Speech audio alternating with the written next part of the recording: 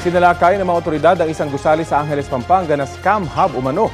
Ang modus daw ng mga nagtatrabaho roon, magpaibig ng dayuhan at kalaunay mapakagat sa peking investment.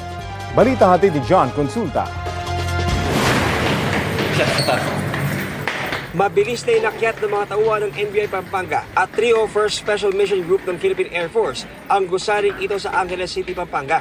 Ang gusali, scam hub ayon sa NBI.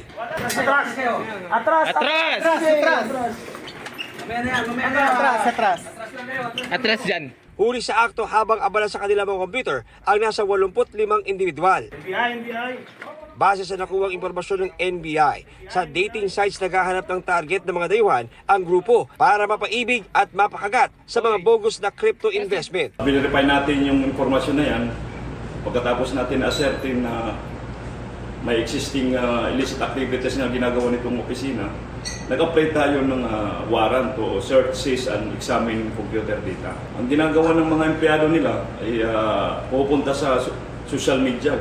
Nakaharap pa ng NBI ang isa sa mga model na ginagamit ng grupo para makapag-video call at makaakit ng pinupunti ng dayuhan sa halagang 25,000 pesos. Naghanap sila ng mga potential investors na foreigners, usually American or European, na usually mga retired ang gusto nila, yung walang ginagawa. Pinasusuri ang mga nakumpiskang cellphone at computers sa bisa ng digital warrant para matukoy ang mga dayuhang nabiktima.